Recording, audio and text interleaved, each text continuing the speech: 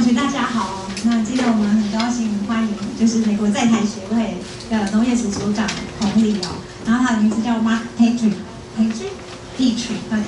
Mark Petry 哦。那我们今天非常高兴哦，他事实上有很多的经验哦。他大学是从辅助大学毕业的，然后是读环境工程哦，环境 science， 那个叫做environmental science。然后毕业之后，他又继续念硕士哦，是农经 Agriculture Economics 的硕士。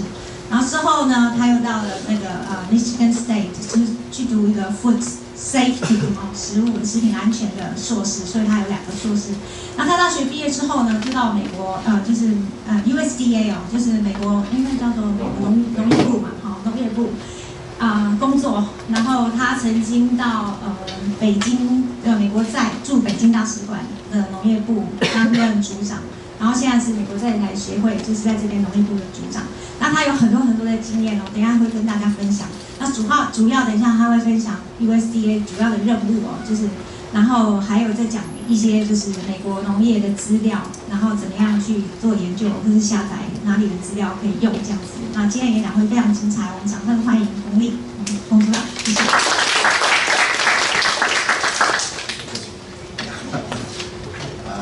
Thank you very much, Dr. Zhang. It's my pleasure to be here. Apologize that my Chinese is not good enough to give a presentation here, but I'll give you all practice with your English. So it's like I said, it's a real pleasure to be here. I think one of the most well-known universities here in Taiwan, and well-known, of course, faculty. So it's my pleasure to be here. I'm glad to give you a presentation today about the Department of Agriculture in the United States.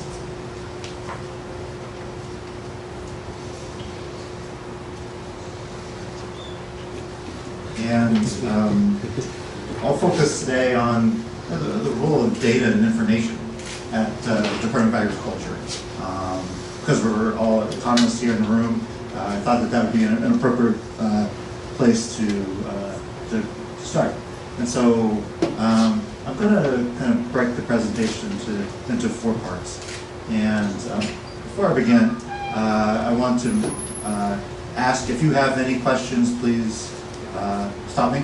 If something's not clear, please raise your hand and ask. I'm happy to stop at any time and answer any question you have. And also, before I begin, I will describe a little bit about my actual job, rather than a more abstract presentation about a very large organization. And so I've been here in Taiwan about 1.5 years. As you said, at the American Institute in Taiwan. I'm the head of the agricultural section. And in our section in AIT, we have 4 total Americans, 3 other Americans other than myself, and a staff of about 12 Taiwanese that also work in the office as well. And we have really 3 main functions. Our first function is to work with the Taiwan government to increase programs for cooperation and collaboration on all kinds of different things. For example, animal and plant health, so that the trade between Taiwan and the United States is safe and secure for both of our agricultures. And we also work to increase trade between Taiwan and the United States. And we not only focus on exporting U.S. products to Taiwan, but we also work to help Taiwan exports to the United States. And so for one example is something like soybeans or beef coming to Taiwan from the United States. On the other hand, something like orchids or fish going from Taiwan to the United States. And so those are our 2 main functions. And then we also work just to support the rest of IIT in our mission to support U.S. businesses, American citizens, and increase economic and political ties between our 2 areas. So with that, I'll go and start the presentation, which is more general about the U.S. Department of Agriculture and what we do. And I'll start by just kind of describing what our mission is, because it's not only to help production.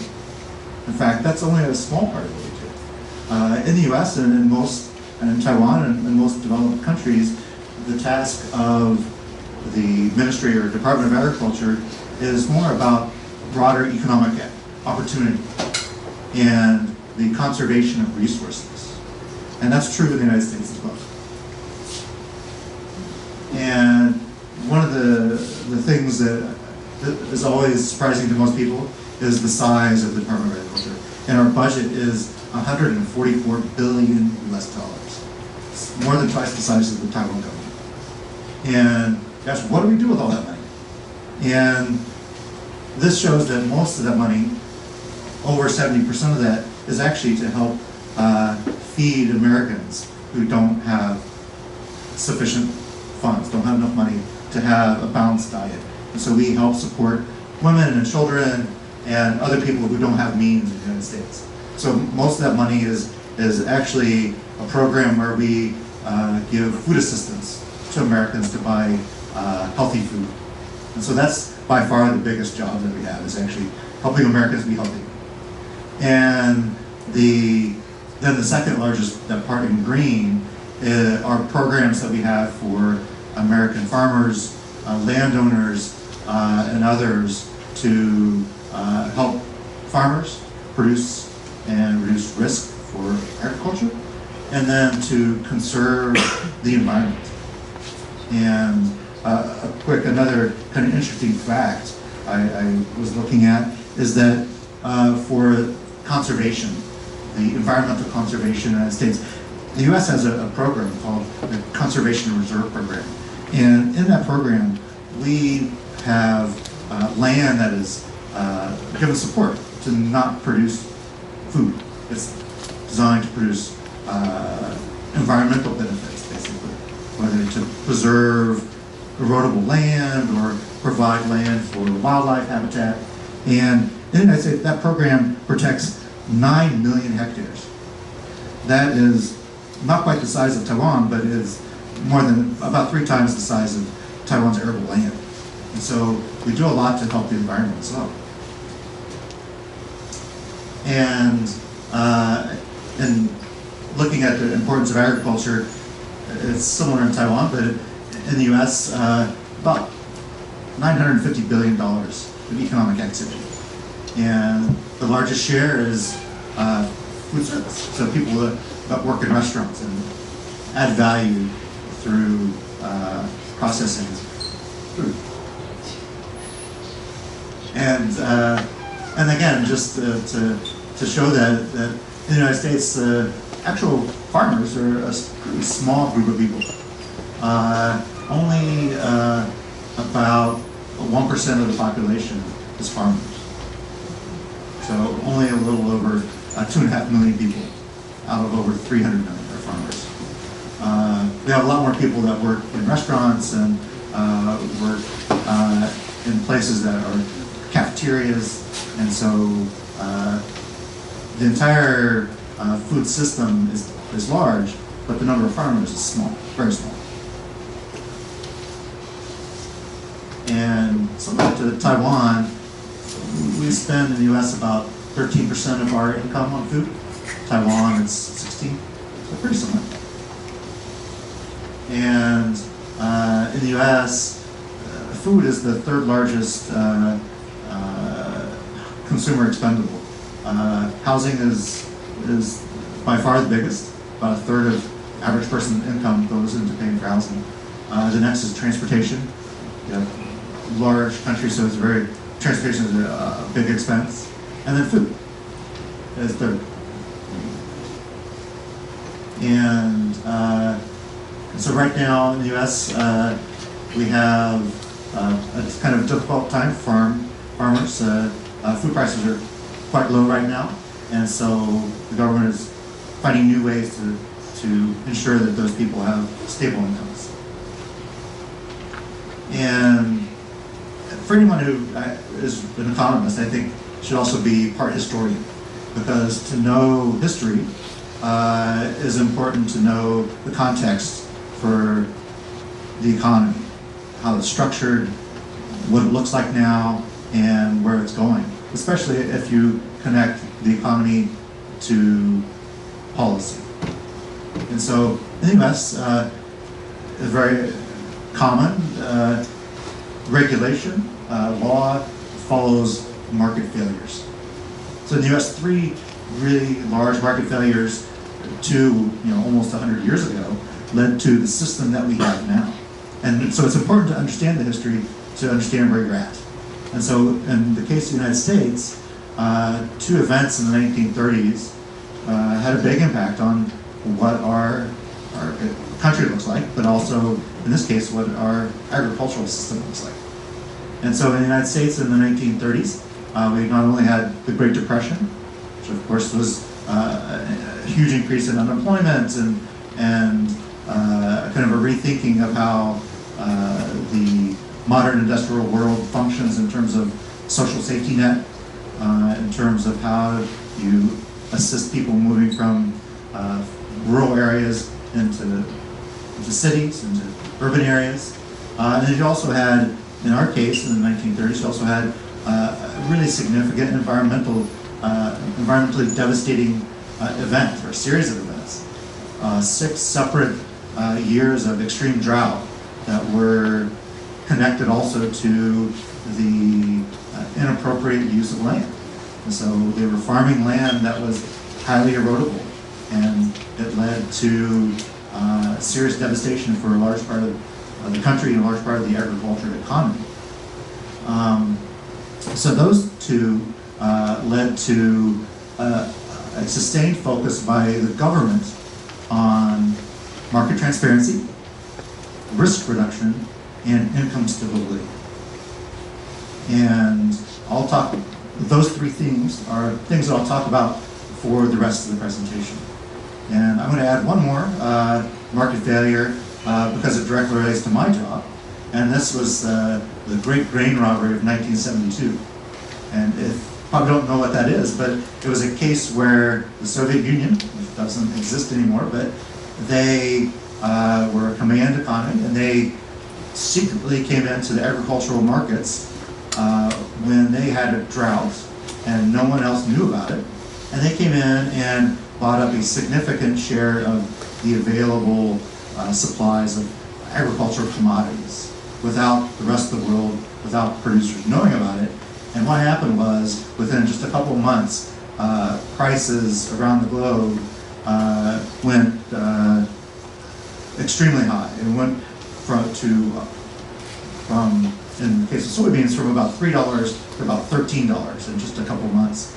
And it caused shortages around the world, it caused extremely high prices, and it was very scary for people. And so my job was created partly as a result of that. The US said, oh, we can't have that again. That was really disruptive. We need a transparent market. We need people working in countries overseas to find out what's going on, so that we can then share that information to our producers, to our people in the trade, so that the entire global market is open and transparent. And so my job is a result of something that happened in 1972. And so when I thought about this presentation, I know you guys are all accomplished economists, and I thought about all kinds of fun things I could talk about the U.S. agriculture economy. But it turns out these are things I'm not going to talk about. What I'm talking about is what the government does in the U.S. in the agricultural sector. But there are a lot of things that the government doesn't do. More things probably than the government does do.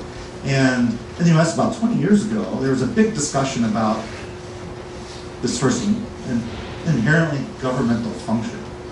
What that means is there was a discussion in the country about what is the role for the government, and how can we get the government out of doing things that are better done by the private sector. That's a common theme in the U.S. over a long period of time, but it has been very acute the last 2 decades or so, and we're, as a nation, always trying to keep the government relatively small and to let the private sector do things that it can do more effectively, more efficiently, and not add unnecessary government activities. And in agriculture, maybe 100 years ago, maybe you needed the government to provide a bit more guidance. You needed to help farmers with technology. You needed to help them learn new things. But now, you have the internet. Anyone can learn anything they want. And so we have now, across the board, an increasing role by the private sector in the agricultural economy, and the economy as a whole. And so research and innovation, whether it's tractors or seeds, the private sector does almost all of that innovation now. The government is a very, very small role in that, where it used to be the opposite. And if you look at all the data that a farmer would produce about what he produces, yields, productivity, when he applies inputs, all that information used to be the government's, used to collect all that. Now it's really the farmers. And that person can decide what to do with it. And often what they do with it now is they share it with companies. They say, okay, company A, I have all this data about my farm and I want to be more efficient. I want to use less fertilizer, less herbicides, but I want more yield. How do I do that? And some company will say, well, I can help you do that. And they'll try to combine a new tractor or some sort of efficient use of satellite imagery, all kinds of new services that are available in the modern world for farmers. And so those are things that companies provide. And the U.S. government doesn't do that. And the government doesn't need to. And so all these things that are done by the private sector are things that the government's gotten out of. And so in terms of data information, it used to all be government doing all these things, but now it's not. And so I won't talk about them. But on the larger scale, those are really important things. And as economists, things that those are tools and data sets that you will use, but they're just no longer government. They're ones that companies do. So that's an important thing, but something that is not the role of USDA anymore, so I won't go into any more depth about it. So I'm going to focus on, like I said, market transparency. It's a very important thing that the government still does, and we think it's an important role to make sure that farmers, traders, buyers inside the U.S. or outside the U.S. have transparency about what's going on, because there's price discovery that's real. And so I'm going to use a few examples to show how we do that. And the first one is called the World Board. So World Board is an organization within the Department of Agriculture. As I showed earlier, USDA is almost 100,000 people as an organization. The World Board is maybe about 10. It's very small. But what they do is they pull on all parts of our department to use their information to put together a production, supply, and demand estimate for every country, for every major commodity.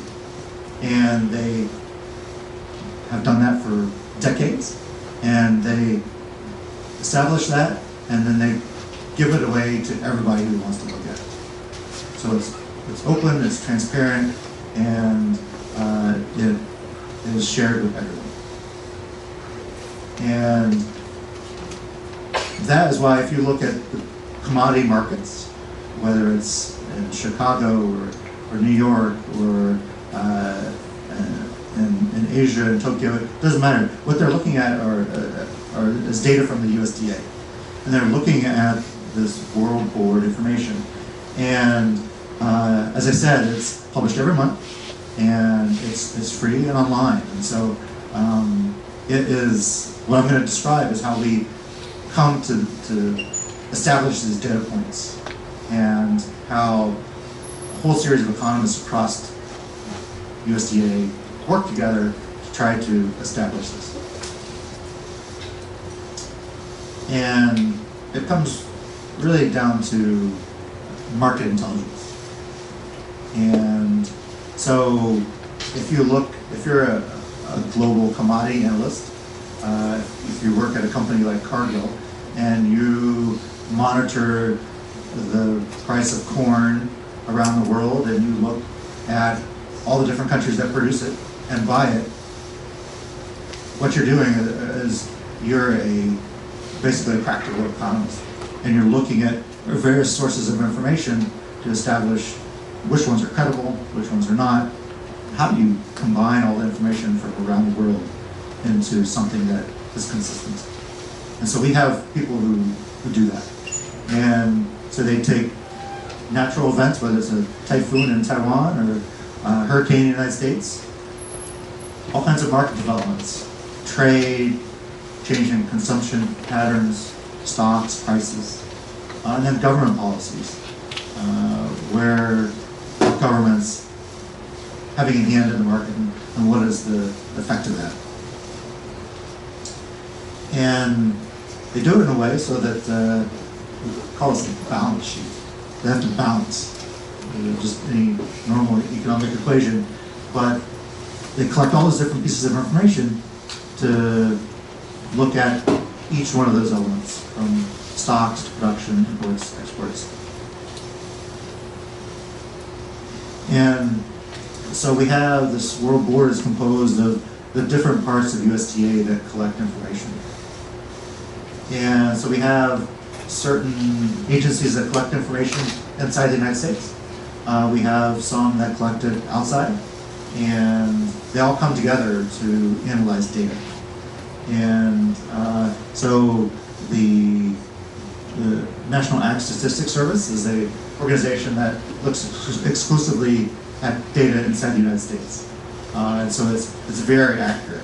We look very closely at not only states, but counties, even within the United States, on what are they producing, what's the yield, what are they doing. And then we have people that focus on weather. It's traditionally done now through satellite imagery, mainly. We have the Foreign Agriculture Service, which I'm specifically a part of, that does information gathering overseas. The Economic Research Service is more traditional agriculture economic analysis of larger trends. And then the last one is Farm Service Agency. They actually help to work with domestic farm programs. So they know farmers what they're planting, what their average yield is. They have this historic data. So all these people come together and once a month try to make these estimates.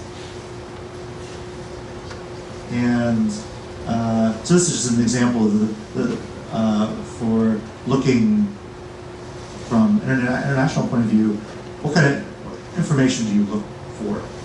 And you take them from everywhere. And so I did this for a few years when I was in Washington. I was on the world board, and at the time I did citrus and sugar globally was my job, and so I knew that some information, some data wasn't very good. So, for example, some countries don't have very good data. The government is not very good at collecting information. So I worked in Russia. Russia didn't collect very good information, so I had to do a lot of my job was to figure out what was going on. A place like Taiwan had pretty good data. Europe, Australia had very good data. So you have to use your economic skills to understand not only the numbers, but where the numbers come from. And you have to use those skills to compare things, because you get a lot of different pieces of information. And so for my part of USDA, we have offices that cover 150 countries. So we have people going around all over the world trying to find out who's producing what. And so, like I said, once a month, these people come together and have kind of an interesting process called lockup. And they literally lock people in this room, or a series of rooms. And so, because if they were to tell someone, if they would call someone on the phone and say, well, you know, we're talking about corn prices right now, you know, that information would be on Bloomberg in about 2 seconds. And someone would have some advantage because they knew some inside information. So these people are literally locked into a room. And no cell phones, they can't go out, and they sit there and talk about this once a month and make these official estimates. And once they do that, all the estimates are completed for every commodity, for every country, and then at 12 noon that day, all the reports are released at one time. Everybody in the world. How many people are in Total, maybe about 25 people that do this. And so you have people who are specialized on certain commodity areas or certain countries, and like I said, the most accurate information is about the United States, our internal information, which is also published at the same time. But there's about 25 people that do all that. Who choose the people in the group? Who chooses? Who choose the people to join the group? It's the World Board kind of ensures that the experts join. And so it's usually the same people have done it for a really long time. And so then once that information is released, then it goes, and then anybody can use it. And most immediately, it's the market. And so,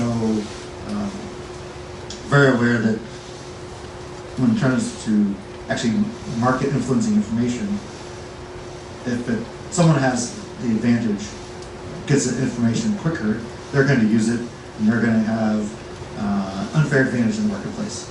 And that's not what we want. We want it to be fair and open. That transparency and unbiased mean that everyone gets it at the same time, no matter where they are in the world.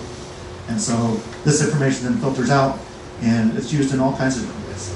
Not only for a company that actually buys things on commodity markets, whether it's a spot market or a futures market, it doesn't matter, or people who are in farm loans. Now, how do you estimate, if you have a farmer that has a loan from a bank, how does the bank estimate whether that person's going to be able to repay that loan? So this information is used throughout the agricultural system. And so that's why, again, it's important that it's transparent and unbiased. And so, I said this, but this is how you find it. You find it like everybody else, same time. And I'm sure that if you have done much research on international commodity markets, you've used that information. So just pretty detailed. You can see like corn production and imports in Taiwan for a whole series of years. So we do every major crop, every major country.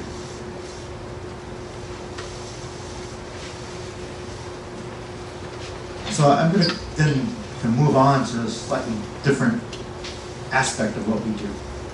You know, I said that one of the things that we focus on is data and providing information to our stakeholders. But really, you can see all the different things that USDA does, from animal health to research to the Forest Service to nutrition, all kinds of different things. And so, for this audience, you know, I describe myself as I'm an applied economist because I don't sit at my desk and run models.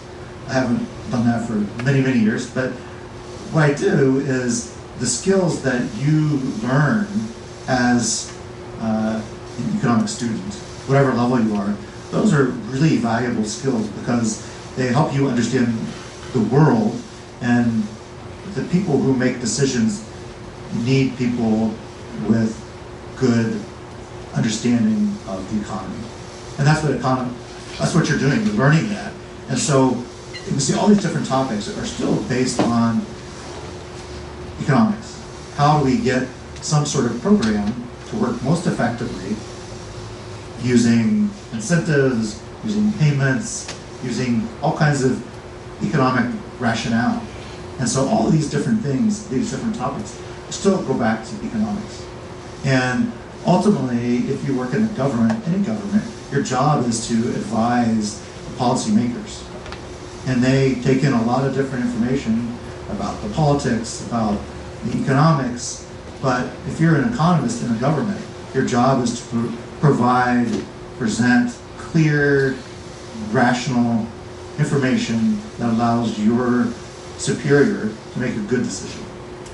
And so there are economists in all levels of governments. Taiwan government, I meet a lot of people that their background is economics. I'm not talking only about the minister, who clearly has that background, but people throughout the government have those backgrounds because you're the ones who are providing good advice. And so economics is a really good career, really good background to have to go into government because it's a really good skill.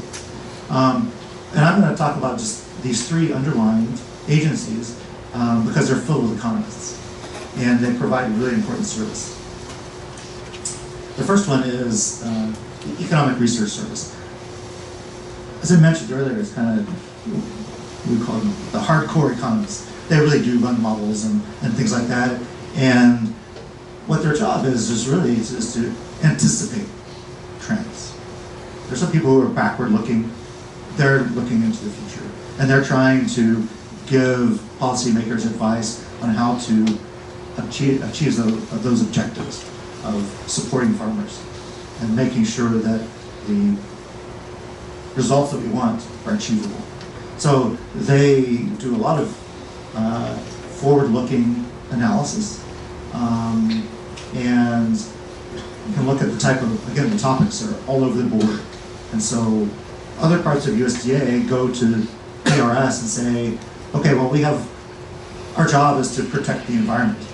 And we have these programs that pay people to protect streams that are erodible.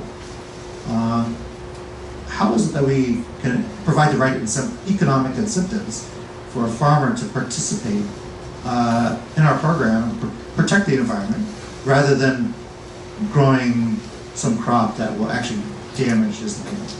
And so you go to ERS and ask them to evaluate from an economic standpoint, how do you provide those incentives? And so, like I said, government is largely about economic incentives. How do you provide these incentives for people to do what you want them to do? In this case, the example is protect the environment. So, so they have a really broad series of topics, both from what we would consult classical agriculture economics to all kinds of things about consumer choice, healthcare, nutrition, a lot of other things. And one of the main things they do is create what we call baseline. Every year we put out an economic baseline that looks out 10 years as to what we anticipate prices will do in a 10-year period, what we think production will do, and this data is used, again, by all kinds of different people for, if you're a company that forward contracts 2 years in advance, you really need to know what production is going to be, you know what prices are going to be. Or if you're going to need to provide risk insurance because prices are going to go really low, you need to know what's going to happen in the future. And so the U.S. government does a type of baseline for the entire economy. And so we pull information from that to make a very specific one for agriculture. So my second example is National Agricultural Statistics Service. And they do, I underlined it, conduct surveys. And they go out and talk to farmers and have them conduct surveys, land surveys, and they get the most on-the-ground data. And they know what every county, small county in the U.S. is going to plant what the yield is going to be, and so they go out there in the field. And so again, that's the most applied economics, is going into the field and doing research. And that's what they do. That's kind of the underpinning of any good analysis is good data, and they're providing good data. So do you send someone to ask, to do the survey, or they use the AI system to put information on? Well, that's a good question, and so we're at this point we're transitioning. I would say is that you can see the type of different reports they produce. A lot of it, some of it is going out to look at a field and saying, okay, well, that's that rice is flooded. That's not going to do very well, and that can be done with drones. It can be done with satellites and other ways to be even more accurate. Some things like cattle, you kind of have to go into in the U.S. like an auction, and how many cows are out there this year? Was the weather really bad, and there are very few calves. Because agriculture is so diverse, there's all these different ways, and we're slowly innovating and trying to find new ways to collect information to increase accuracy. So again, all these different reports, the very specific ones, are free and open to the public, open to anybody. So this is part of price discovery, is part of transparency, so that if there's one small grains, so very small grains are not produced in big quantities, but you can go and find the expected price, expected production, so those farmers and buyers both know what the market situation is. Transparency, very important. If they don't want to release information, we can do it, because you have to know them. That's true. And so you have to have buy-in. You have to have the farmers understanding that having information out there is good for everybody. And so as long as they don't think that their personal information is going to be released, so that they don't want someone to know that, oh, well, I have a bad year, my crop is not going to be very good. But if there's this understanding amongst everybody that it's best for the market that information is out there, that then they'll participate. And so they have to have confidence that their personal information is protected, but that what they contribute is worthwhile to the greater good. But you have a system to educate them, because we have the same problem. So that's we try to educate the farmer to trust the government, and then they release the information. I don't know, do we have a system, similar, education system to educate the farmer to trust the government? No, I wouldn't say we have a system. For something like this, some people don't want to do it, and that's okay. But enough people do that we have a representative sample. And my next one will actually show, well, in a second I'll show you another way we get some of that information. Another thing that this NAS does is the Census of Agriculture. So every 5 years, we produce a census, extremely detailed information, not about production only, but also about people who live in rural areas. What do they do? What kind of jobs do they have other than farming? How do they use their land? All kinds of different questions. And again, free and open to everybody. This information is. It's part of the national census. It was just more detailed. And so this thing, we had talked about this a little bit, is risk management. And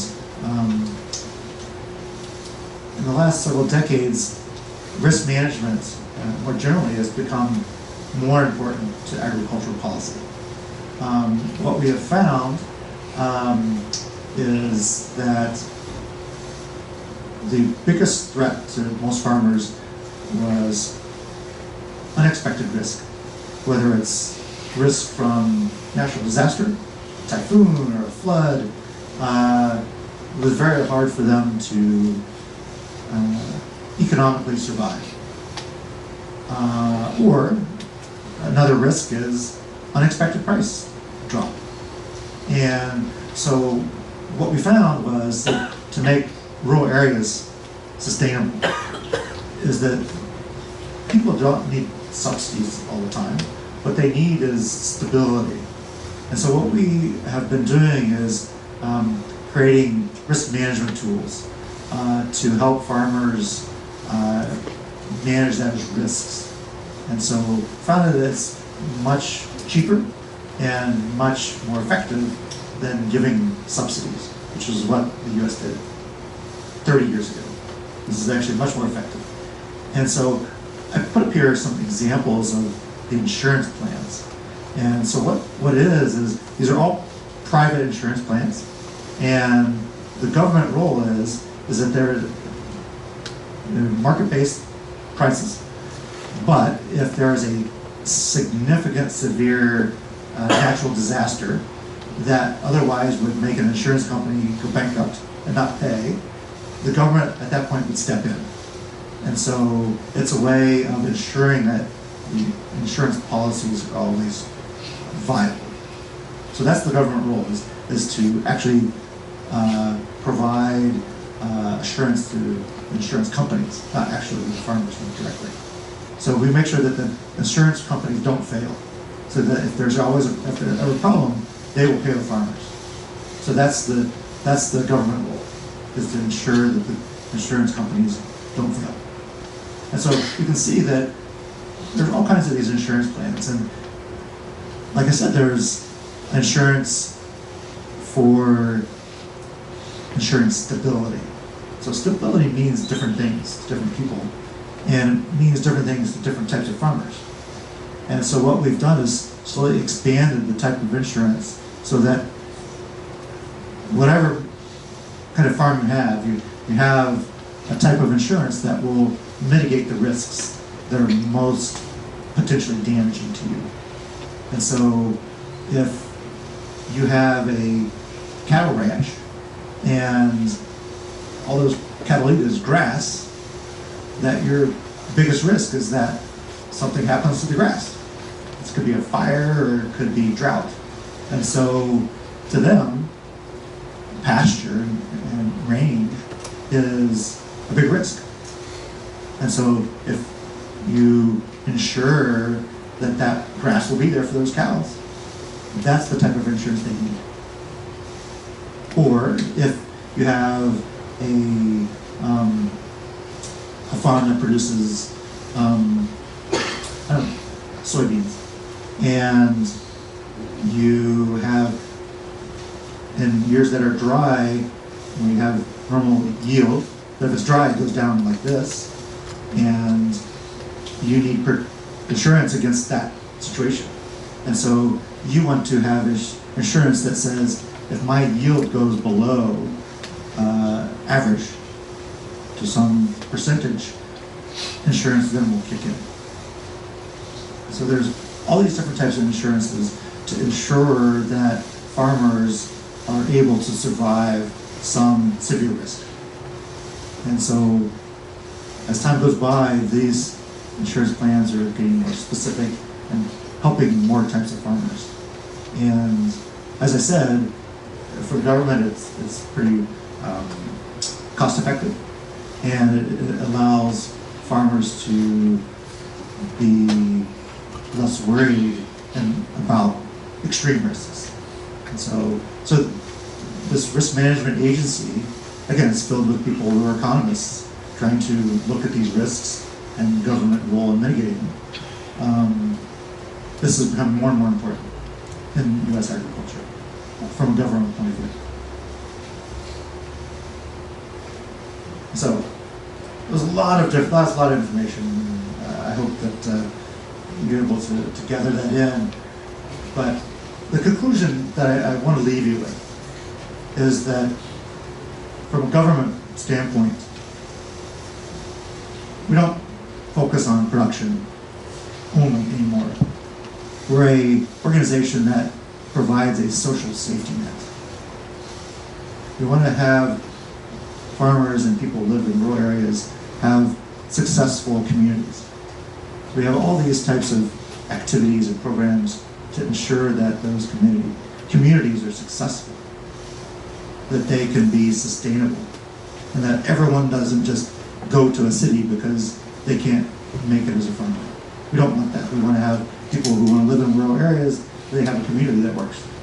And so all this is to show that providing services to citizens is about ensuring social safety net, to allow them to have successful, sustainable communities.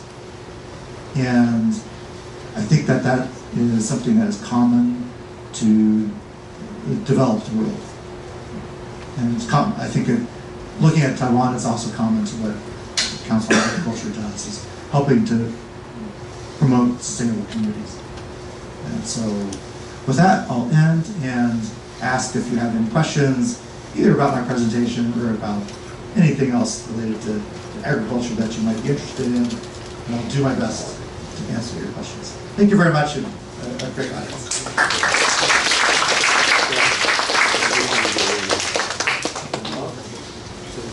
I have a couple of questions for you.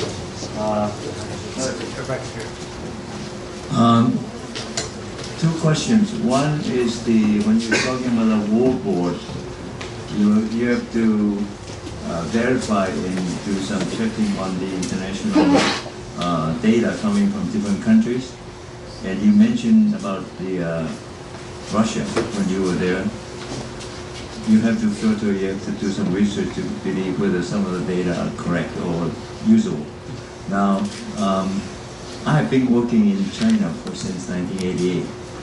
And one time, 1991, I was invited to China, Bureau of Statistics, from Jiju, and they told me, I mean the deputy director told me, they have those data reported back from each village and county and the city and the provinces. But the way they do reporting is based on the guideline given by for the bureau, that going down to each of the villages. And they, even though they take those data, and use it, but some of the data they don't believe in themselves. And how do you handle that?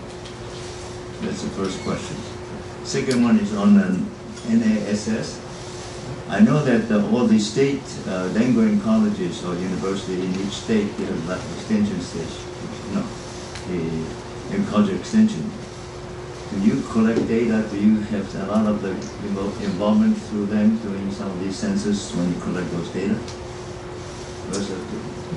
Thanks. Is that what?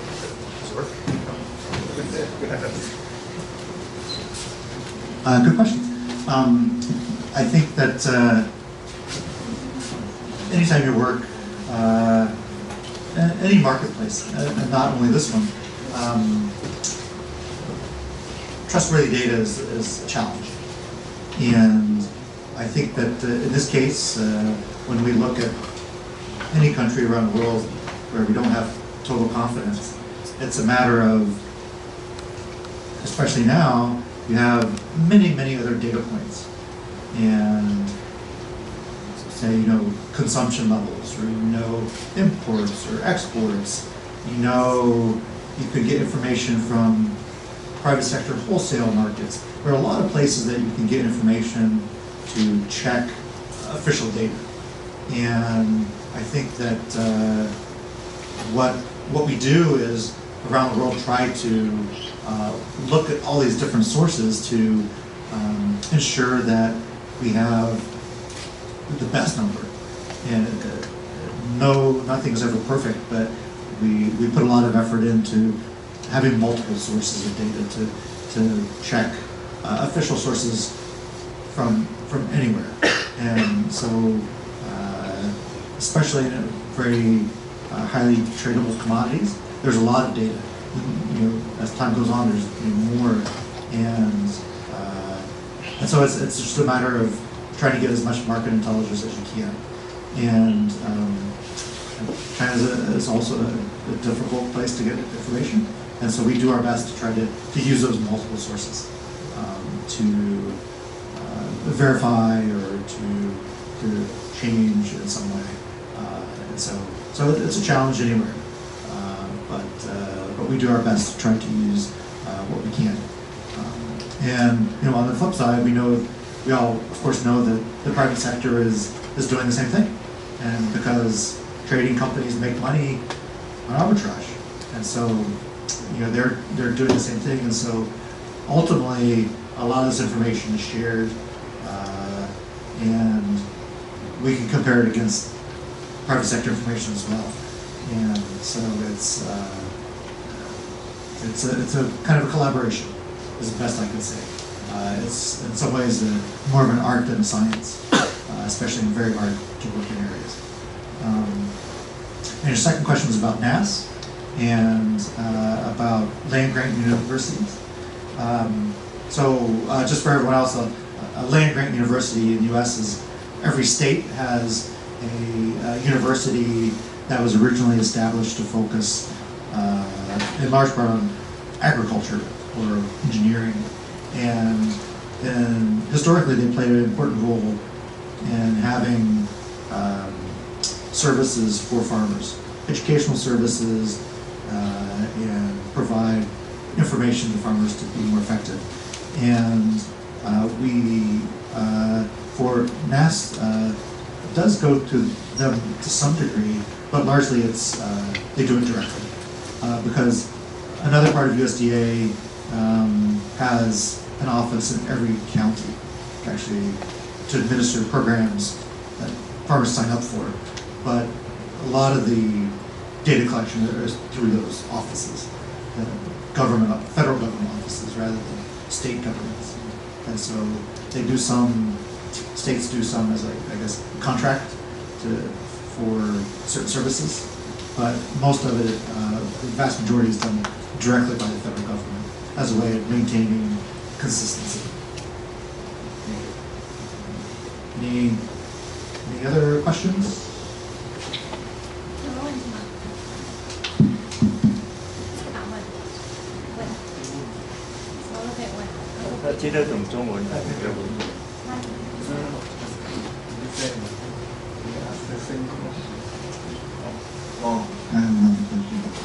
You mentioned about the locker room earlier.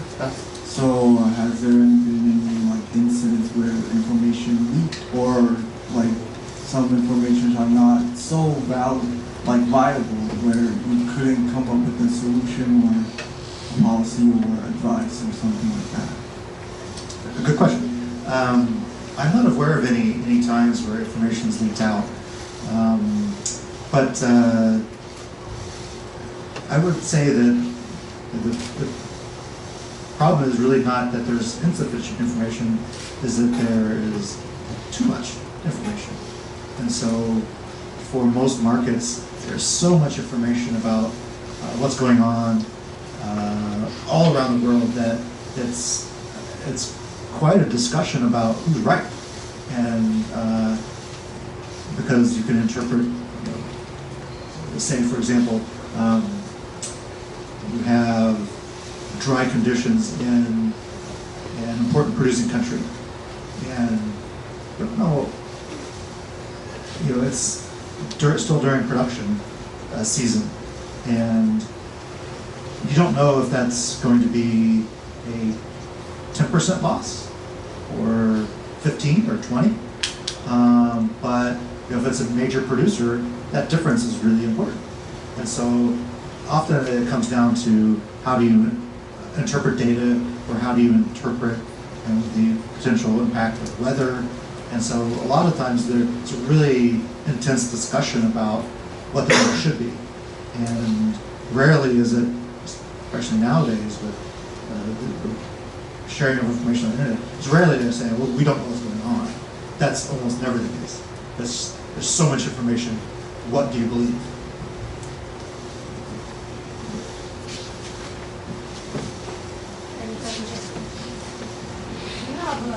You have enough of people to help you to check the data in Taiwan. If you want to collect the data from the government, Taiwan's government, and who provide the data, you check them from internet, or you ask them what kind of data you need, and they provide to you. And then when you got data, anyone, or do you have enough people, researchers, to help you to check that? What do you need to send it to the American government? Well, maybe we use the publicly available data, and if we have questions, we can go ask. But in large part, our job is to say, you think, well, maybe that's not quite right, or and we use again public information or talking to contacts in the industry to try to make those judgments. But again, a lot of the difficulty about making projections are forecasts. So, if you're looking at what was produced last year, in Taiwan, I think we can agree. But what's more of a challenge is what is next year going to be like? Because our job is to actually produce reports for the current year. So it could be, beginning of the year, we're looking at the end of harvest, and then the year after that. So the year after that is what's hard. And so is something going to go along trend, or is it going to go above or below trend, and for what reason? And so that usually the out year forecasts are much more difficult than looking at past production or current year production. Taiwan rarely have issues with their current year production. It's what's next year going to be? Is planting going to change? Why would it change? It changes for this. Where does that land go to? And those are harder questions in terms of making estimates and forecasts. But indeed, it's difficult to do the forecast, but I don't know in America if anyone challenge the government, the report is not correct, so do the prediction or not. Well, that's the good thing about this is that everyone can challenge it. And if you look at least in the commodity market press, companies are betting that maybe there's more or less production, and that's how they make their money. That's the arbitrage part. And so I think what's impressive is, despite all these many years that we've been doing this, is that the USDA numbers are still considered the numbers. And if you don't agree with them, that's okay. And you can say all you want on the internet, and you can, as a company, make a bet that they're not right. And if they're not right consistently over time, people will stop paying attention. And maybe we would stop doing it. But up until now, they're good. And they consider the global standard. And if we can't maintain that quality, people will stop using them, because there are private sector companies that do the same thing or similar things, and they're not the same as we are, and it's because they're accurate.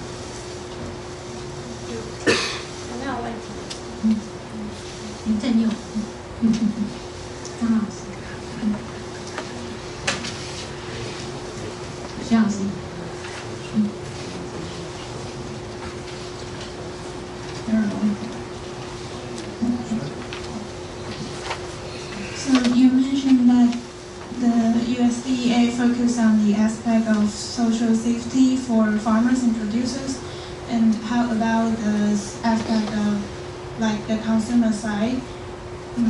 Does USDA have any connection about the consumer side? That's a very good question. And we have, let's say, limited. We do have, go back, for example, meat safety. USDA is the regulator of meat safety. So in terms of consumer safety, meat is high risk. So we regulate the production of it so it's safe. But most consumer safety issues in the U.S. are handled by the Food and Drug Administration. And so most foods are regulated by FDA, like in Taiwan. The Taiwan FDA has the same function of ensuring that most food that's in the market or that you can buy is adhering to certain rules and regulation, and it's safe for you to eat. That most of that is FDA on the consumer safety side for medicine, pharmaceuticals. That's FDA in the United States, just like Taiwan. In many ways, the Taiwan government and the U.S. have similar functions. They're grouped in similar ways, even same names sometimes. And so, in the U.S., most consumer safety things are done by FDA. Or ours is more broadly. But that's, in the U.S., that's mostly the case.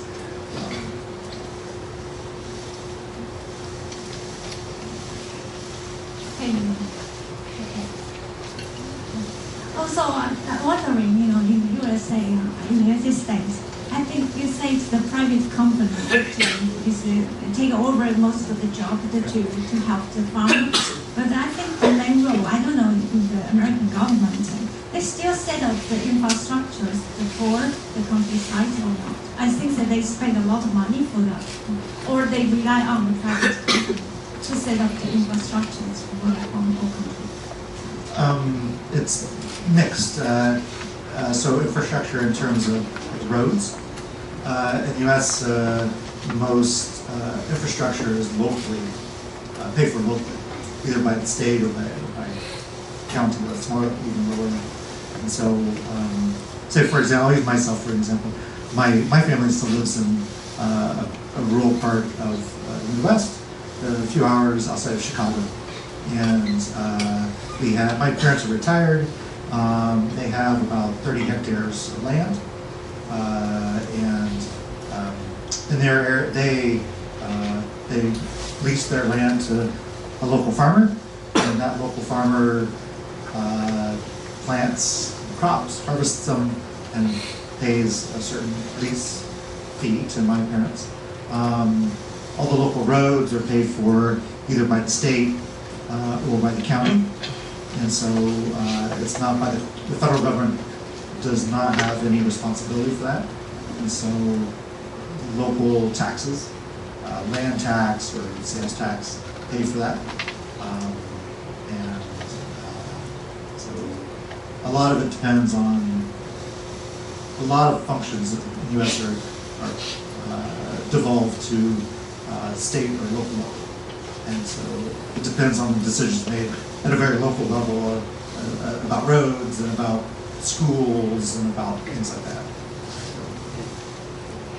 The federal government has some role, but it's a relatively minor in infrastructure. So the money was From the farmer, they pay the tax, and then is that right? Who pay the tax is from the farmer themselves? Yeah, so the farmer would pay tax on his land, pay tax on anything purchases, like we buy seeds, he would pay tax, sales tax on that. And when he sells his product, there would be an income tax, a tax on the income he gets from that. And that income tax, part of that would go to the federal government, part state taxes are different, and some areas there would be a local tax too. And it all differs by, the local tax is all different by state. They're all very different.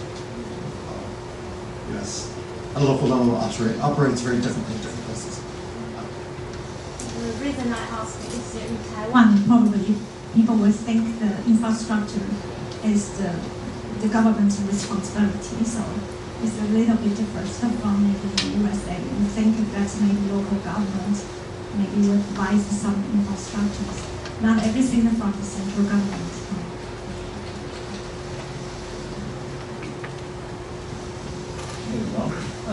Do you have the USDA? Do you have certain grant or some research issue that using the data that you have collected from the past data to encourage certain research program and give it grant or subsidy to the university or some research agency like the Language College or like here, the research program that we can have in this department? Yes, correct. And so I went back to this page.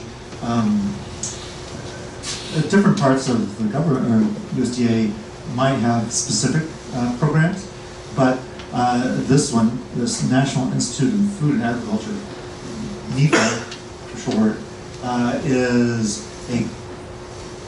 conducts competitive grant program. So every year they issue a request for proposal for a certain amount of money, and any type of organization can apply. And it's usually often for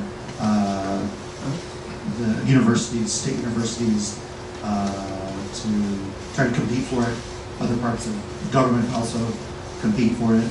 And so the best idea gets awarded a grant to conduct usually more in-depth scientific research. Is it possible that this university, this department, can participate through your service, you're in AIT, to get some of this information and some of the research potential project that we can contribute using the same data that you have? I don't think so. I think it's really only for U.S.-based institutions.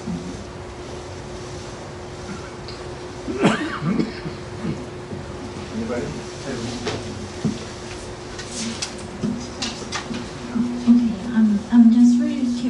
I'm just a little bit curious about the global food value chain, and I read that Japan has already prepared a global food value chain from 2014, and they also mentioned about the private sector is the important role of their global food value chain, and you also mentioned that the USDA have collaboration for collecting data in the global from the private sector. I'm just a little curious for the is there any global food value chain in the USDA have been reported or not, and is that a important question or not? Yeah. Thank you. It is an important question. So you use the global food value chain is a bit different. It's a specific organization where we do focus on the value chain, and again, almost all in the U.S. Private sector series of companies that form the value chain, and we study it to make sure that it's competitive, transparent, it fulfills farmers' needs, but there is not an active government role in regulating or monitoring the value chain. Much of that information at the market level is public, about public prices and about production. But once food enters the value chain, it's private, and much of the information about that is not available publicly. So we would not collect information from, say, the large supermarket chains that form the value chain. And so, some of that information, a lot of it is actually limited once the products leave the farm and enter the private sector. And so yes, it's an important aspect of the food industry, but we don't actually monitor it in that sense because we consider private sector activity.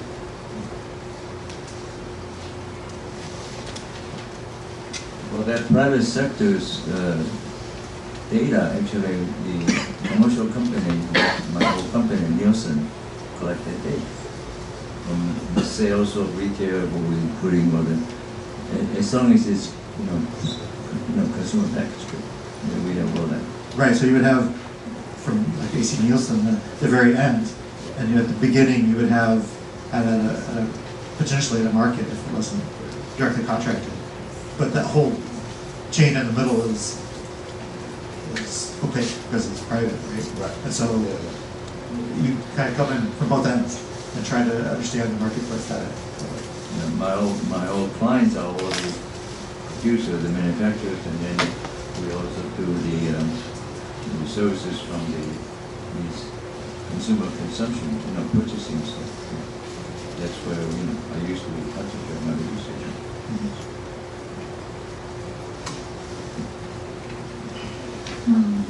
Last question. I try to ask.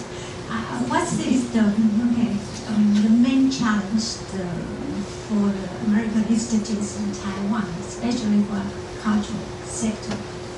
When the U.S. government maybe asked Taiwan to open a big market, for example, do you get some pressures from the American government, or you got pressure to push Taiwan's government to accept this agreement or not? Hard question, but for the most part, we have really great relations. Taiwan, as a marketplace, like the U.S., is very open, and U.S. exports to Taiwan about $4 billion a year in food. And so by and large, Taiwan is a great market and very open. And so we work very collaboratively and very good. I think it's similar. I could say it's similar to other places I've worked, in that food as it's a live product, right? It's perishable, and it is unique to the time and place that it's produced. And so, and combining food safety, making sure consumers are safe and healthy, is the priority of government. In food, that's what we want to make sure, is people are safe and healthy. And so, we work with Taiwan to try to make sure that all that food is safe. And we do, both sides, I think, do a great job. Taiwan has a very safe food supply. And so we work together also on the more difficult issues. And some of those require education and having to talk about international standards and ways in which we can try to make the market even more open. And so we have disagreements sometimes, like all trading partners do. And so we try to work through those. And so we're continuing to do that. But by and large, our job at AIT is very good, and we work very closely and well with authorities. Okay, thank you. Okay, so how do you protect the pig disease? Because we haven't found that you got any problem before. Well, cross my fingers. No, we do not have African swine fever, and actually the U.S. and Taiwan have very similar measures to protect ourselves from diseases like that. And so we actually work, POFIC, the quarantine administration here in Taiwan, and ours at USDA work very closely together. And we talk a lot about how we can share information and share best practices. So actually very close collaboration, because we don't want it any more than we do. And global trade is, you have to be very careful. And so we work together well on that. Any question? 还有人有问题吗？我们都可以问。请见有吗？没有。有吗？没有啊。好啊，那我们今天真的非常谢谢Petry 组长来跟我们分享这个，就是美国农业部还有美国在台协会在台湾还有这些资料农业的资料的重要性。那我不知道刚刚你们有没有听到这个就是他这个页面里哈，他说不管这是哪一个部门啊，你懂经济啊，或都是有经济的基本知识，其实是非常有帮助的，就是帮助你做决策。其实你需要这些基本的技能哦，那尤其是经济，所以我觉得你们要好好的学，因为这是将来在帮助你们做 good decision 或 right decision 的时候非常有利的工具。我希望说今天的这个互动啊，你在听这个的时候，不只是听到英文而已，还听到它的内容啊。为什么要做这些事情？尤其是念经济的，刚刚有说，以后如果你有机会在政府部门工作的时候，其实这些知识、基本知识都是非常重要的，不是只是卖东西啊，东西卖得好，不管你卖东西也好，或是说做研究也好，其实你现在所学的经济学的知识是非常有帮助。我希望你 catch 到这一点，我希望你觉得你没有念错戏，也希望你觉得说你现在念的东西，虽然你觉得现在没有用，但是以后在帮助你做决策的时候都是非常有用。我希望你知道这一点，也希望你好好念啊，不管是哪一科，老师好不好，你都好好的念你现在应该念的书。那这是我给你们的期许，好，这也是给现在人的期许。我相信这也是他认为我现在年轻人应该要做的，应该是这样子。So do we have any words to the young people? Just continue on. Economics is a great field. It gives you a lot of skills, and I think it is very marketable. And so I think that continue to go on. 加油. So please don't stop. Thank you very much for having me.